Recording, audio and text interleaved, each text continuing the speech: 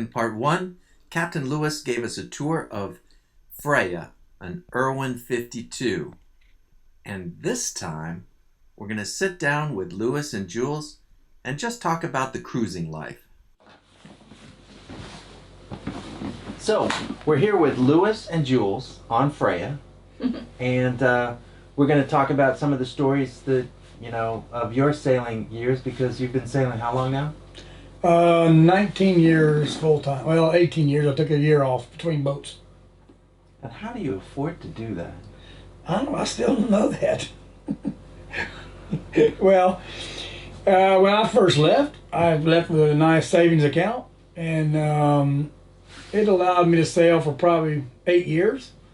But the second year, I started inviting people on a shared cost basis.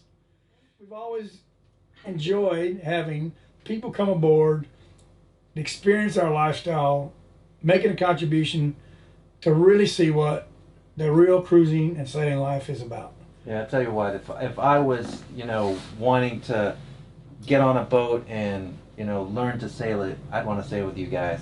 You guys are great. And I love the stories that you told me, when we were in Tonga and that about, giving the water to the people. And can you talk about your water maker real quick? We have, on this particular boat, we have a 62-gallon-an-hour water maker. And throughout our years on this boat and even the boat before, we always like to help people that are cruisers and out living the lifestyle. We're like a family. Most people are like a family.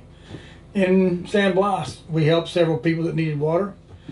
We were in Tonga for Canadian Thanksgiving one year. We had 4 Canadian boats with all kids, because we love kid boats. And we had a big Thanksgiving, and then the following day, looked at all the boats, and they were like really dirty and just trash because of the Thanksgiving. So I called up all the boats with all the kids, and I said, "Hey kids, we're having a boat washing party." So we cranked the water maker up, and so everyone's all the kids came over. There was one particular little girl that she was two or three years old. She came on, and her mom had tied a little string on her wrist with a bucket, and the other side was a string with a brush. Yeah. They didn't wash much of the boats. They had more fun playing in the water, but that was even better. That was so enormously just watching those kids, because a lot of people go sailing and their budget may not allow a water maker, so they use salt water. But those kids played in that fresh water. It was about 3 hours. I think. 3 hours. Yeah. But it was fun, and that's what sailing's about. Yeah, we just did a video on sailing Aquarius about water makers, and one of the first things I said in the video about water makers was, I'll tell you what, if you want to be comfortable, you want a water maker. And if you want to be really comfortable, you want a big water maker. Yeah, but you see, I'm a water hog. Yeah, Jules is a water hog. Being on a boat is great, but there's nothing more uncomfortable for me than going for a swim or being out in the ocean or being in the dinghy and then coming back and trying to get into bed at night without having a really nice, warm, hot water, fresh water shower. Or even after swimming, just to have a fresh water wash down. Yeah. And personally, that's important. And also the life of the boat. The boat loves being washed after passages, inside and out. So having a water maker makes a huge difference. Yeah, I feel so much better if I come into a marina and you spray that boat down. Just physically, you feel better. Yeah. I remember when we arrived in Opua last October, within one day arriving apart, I think we arrived the following day, and the first thing you were doing was totally washing your boat down. I remember that. So, and you physically feel better after washing your boat down. Yeah. A clean boat. I just don't understand how it does that to you, but you just feel healthier after all the salt's off your boat. Yeah. Well, the boat goes through a lot. Like when it's on a passage or out in the ocean, it gets waves over it, salt water everywhere, and it gets into everything. It really does. The salt ends up in crusting on your stainless, and really the life of the boat, I think, is prolonged when you're actually washing it off, because it's like washing Oh no, it just helps. It's like it. washing your baby. It's like washing. Yeah, it is sort of. Yeah, Well, maybe. we just ordered and got some new blocks that we thought we needed to replace, and we were talking to the guy, and we were asking him. A lot of people put this on their blocks, their bearing blocks, whatever. And he said, you know what, the blocks and all your equipment, Yeah. they want the same thing that you want when you get somewhere. And that's They what just he want to be said. washed and cleaned. No oil, no this, no Nothing. that. They just want to be washed. So those ball bearings are really very clean and organized. And there's no grit and So, dirt and salt in there. yeah. But it was the analogy that he said, your equipment on your boat outside when it's been at sea Yeah. is just like you. When you get to wherever you're going, a warm, soapy, these were his words, a warm, soapy or a soapy freshwater wash makes everything okay. Yeah. That was his analogy. I thought it was really I quite completely good. agree with Yeah. you guys. Yeah, it was really good. But one of the reasons why I want to do a tour of the Irwin 52 is the Irwin 52 is one of the boats we looked at, you know, before we bought Aquarius. Yeah. And we were thinking, you know, that this would be the boat for us. But the Irwin 52 that we looked at, they had chopped off I think about 5 or 10 foot of the main mast so it could go down the ICW. to ICW. They call it ICW friendly yachts. Yeah. So they made it into an ICW friendly yacht, but of course, in doing so, they kind of messed up the whole boat. Yeah, I they think did. that the purchasers of that boat have now redone the rigging and probably put it back to its original size mast and that. But that's the reason why we didn't buy that particular boat. But it was beautiful on the inside. It's so big and spacious, just like yours, you know, and it's really comfortable. But you know, I'd like to ask you, you know, as you're sailing and with all your sailing knowledge, you know, you take on people that you want to learn about sailing and want to contribute to the daily costs of moving your boat, and I think that is just such a great idea. So can you talk about that a little bit? Sure. Do you want to address that? You can. Maybe I All can right. interject. Well, look, when I started sailing, I was scared the same as most people are when they getting ready to buy a boat and go off to the unknown. I was like, wow. And the first time I left, I was like so unknown.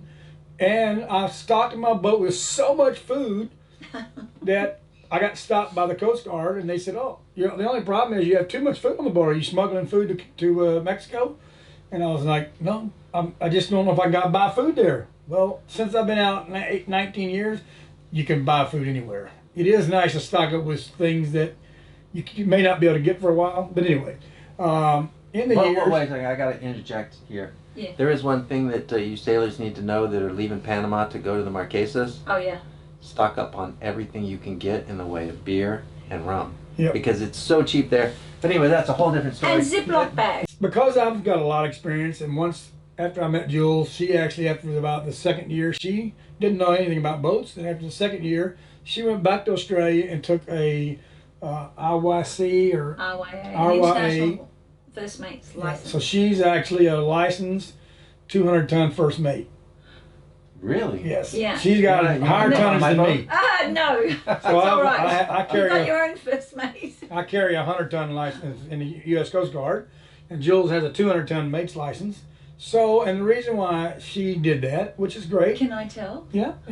Okay, we were sailing along and I was just new to the boat, and even though I was learning like little by little from Lewis and just being on the boat generally, I never really felt that confident if something happened to him as a female, just the two of us on the boat at that time, that if something really happened to him, I would be okay. I might have known how to deal with the motions of everything, but I lacked the complete confidence because that had never happened.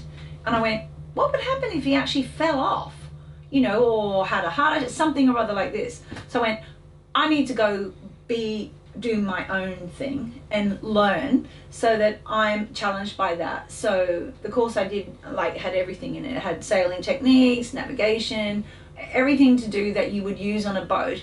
Where'd you go? I did that in Sydney. This is an RYA international license for overseas international sailing that you do. And But the biggest thing I learned was when the examiner took us out on also didn't just do paperwork and theory and all that stuff. You went out every day on a boat and they tested you and did all sorts of, put you through exercises. What I realized was at the end of that is, because I was always really scared, because Louis had so much knowledge and so much background, I just went, well, I don't know, so maybe you can do it, like this, like fobbing off. And I realized after doing the course that I knew much more than I thought, which was the biggest thing, particularly as a female. When you think you don't know because your partner or the person you're sailing with has all the experience, you go, well, I don't know, he does that and he does that and he does that, right? But that was a big deal for me. I then went off and put myself on another boat for a little while, and I suddenly got, I'd be, there'd be lots going on emotionally, but I'd be okay. That was a big thing for me, particularly for females if you're on a boat. And I think when you took that course, your requirement was you had already had some sea time. I had to have 2,000 nautical miles, open ocean time to do that. Yeah. So yeah. So it's good to have. It's good to have a very knowledgeable first mate, not just the galley slave or whatever. But most of the time Jules takes over. She's great at navigation, and I think Jules can probably run the boat better than I can now. But, no. I'm wondering one day if I'm going to be out there, she might just go, "Oh, he fell over." No, she wouldn't do that. But she's so knowledgeable. I don't know if you know about this story, but I heard a story that a guy didn't like his wife and pushed her overboard between, it was at least 200 nautical miles from anything. And when he got in a couple days later, he just said, she survived. Yeah, she was picked up. Yeah. Oh my gosh. I read that story. You did? Yeah. I forget where, but I read that story. Oh man, can you imagine? So he gets in reporting that she fell overboard, and then a day later she comes in and says, "No, you pushed me overboard." Oh my God. Yeah. Oh yeah. That's terrible. But anyway, getting back to you brought it up. Getting back to sailing and education and experience. I think I've been out a while, and we both enjoy having people on board. We give people the opportunity to come out and make serious passages with us. We give people the opportunity to come out and island hop in some of the most fantastic places. French Polynesia, Tahiti, wherever. Well, next up, Fiji. Well, we're going to Fiji in 4 days, so we'll be there from June to October, and so we'll have availability to come on board. And if you're looking for a holiday, we can arrange that as well. But we really like to have people that want to gain the knowledge, gain the experience, and see what it's really like. Farewell, Galapagos. My cages, here we go. Only 3,000 nautical miles to go. Lewis's fuel barrage at the back on the stern, sorry. And I'll tell you what, if you want to be sailing with somebody that knows what they're doing, does it safely, and is fun to be around, you met the right people. And if you like to play cards, it's a plus too. Does that mean you lose money? No. It's a big one.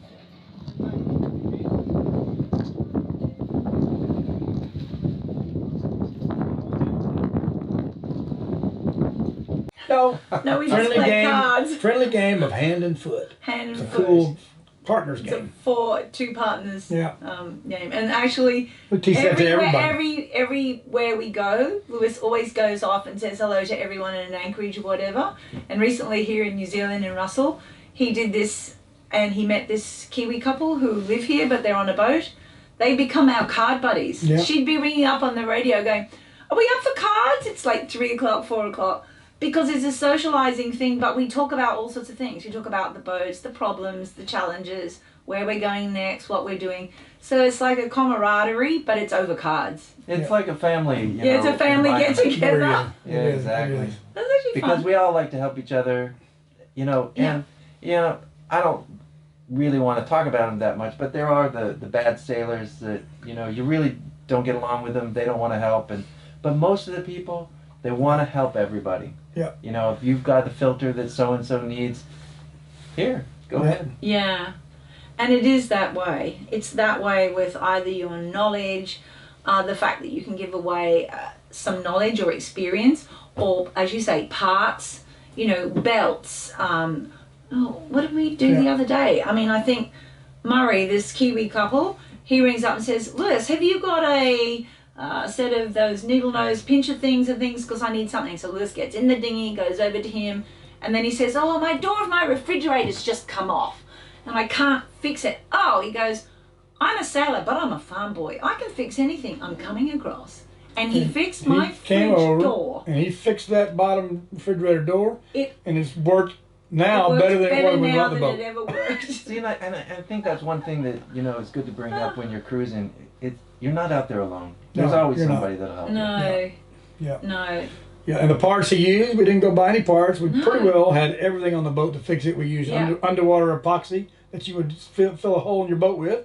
We used that. We had a couple other screws. We had something else, some tissue paper. But I'll tell you, it was I was very impressed on how he fixed that door.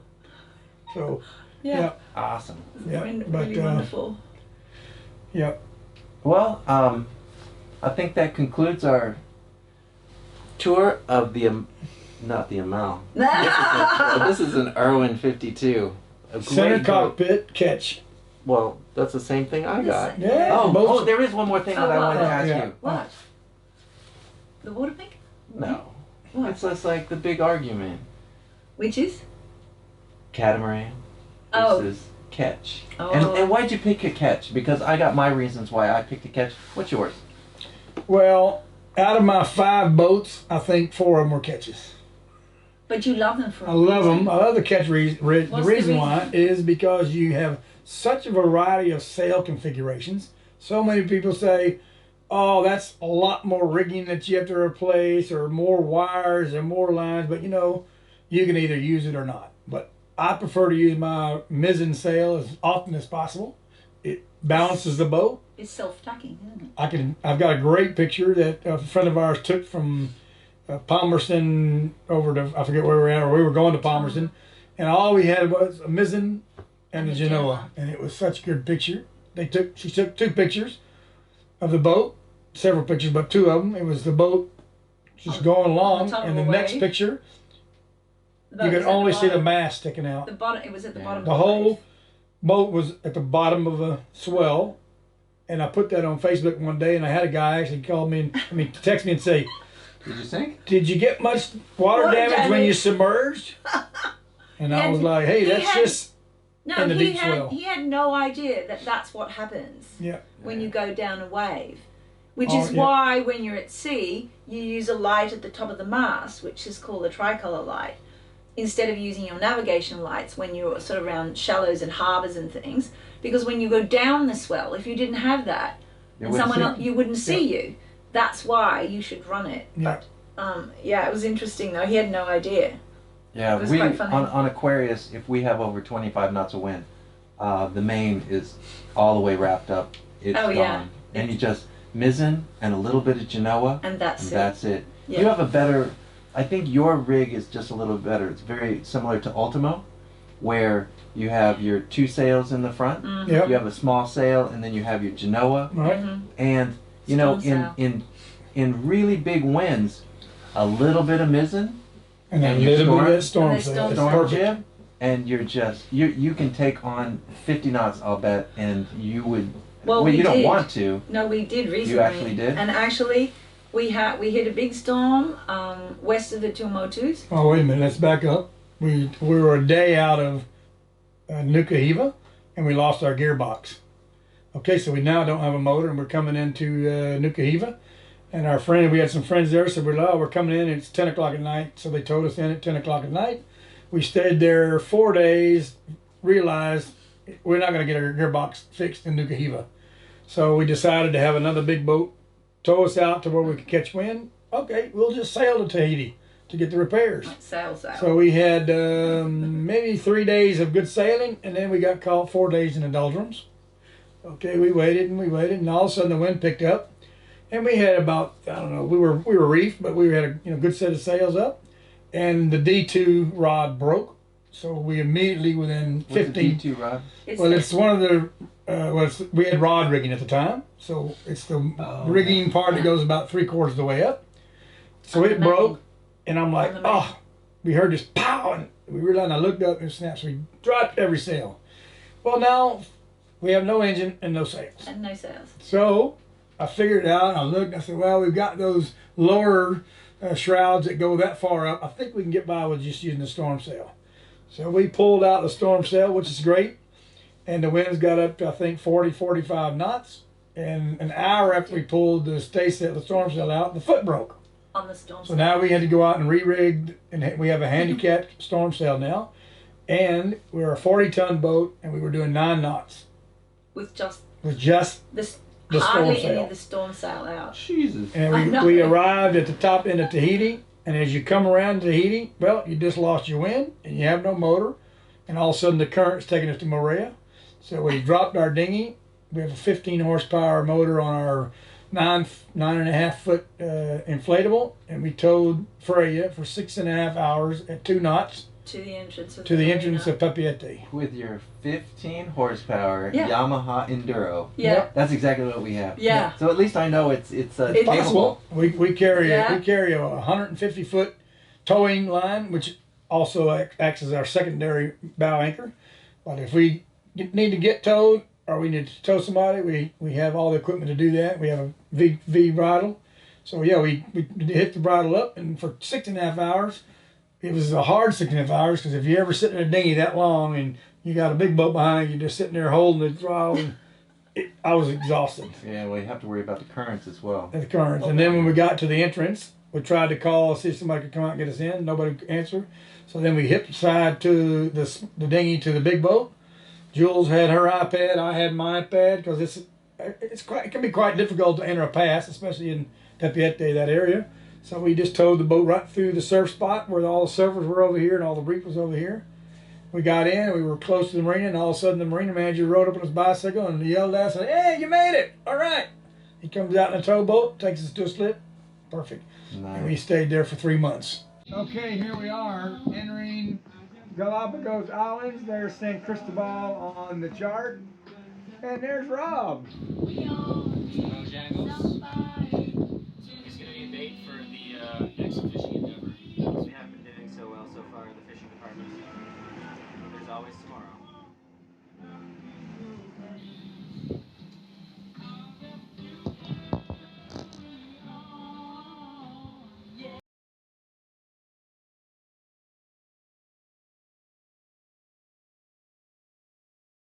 Like this video, give us a like down below and click here to subscribe. That really helps us. And if you want to watch more of us, click one of those.